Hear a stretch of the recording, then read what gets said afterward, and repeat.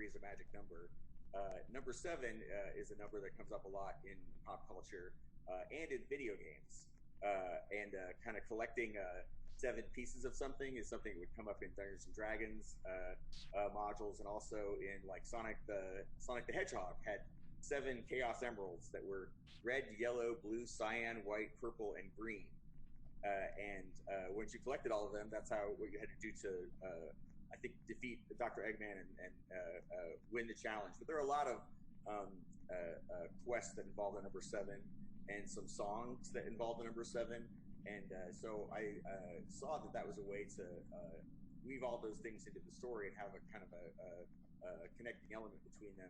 So it'll make sense what I'm talking about uh, uh, once people have to read the book. But yeah, no, the number seven was a big influence. So hey, with Ready Player One, I think a lot of people who'd never worn a VR headset got exposure to the tech and to your vision through the book and through the movie. And part of the fun, I think, I imagine, of being a sci-fi writer is you're also a futurist in a way. I mean, that's part of the gig of being a sci-fi writer, which sounds really fun. And I think, in Ready Player Two, I think you go even a little further and there's some really exciting kind of vision going beyond that. When we at Roblox, we kind of done the same thing. We've had vision for 15 years, and it takes a lot of time for some of these things to become reality. But when they do, it's super satisfying. And I'm wondering for you, how's it feel when you see some things in real life come true, after you've written about them? Well, it's gratifying, but I don't automatically assume that it was my book that helped inspire it, unless sometimes like with the Oculus Rift, the people who worked on that told me in person that some things from Ready Player One had inspired them. Um, but it's so much easier when you're a writer to just write. Wouldn't it be cool? Than it is to actually make it. It's like easy for me to design an amazing video game in a story. Yeah, Yeah, but as you know, it's much harder to actually make the real thing. I So I think that yeah, could be a good thing though, right? Because us technologists, we can get locked in by how difficult it is to build stuff.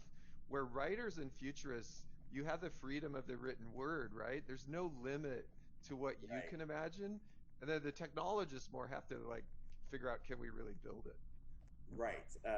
And they're the only ones that can really build it. If it was just left up to the writers, all this stuff would remain fantasy. But that's something that I remember hearing about Star Trek, the old Star Trek series.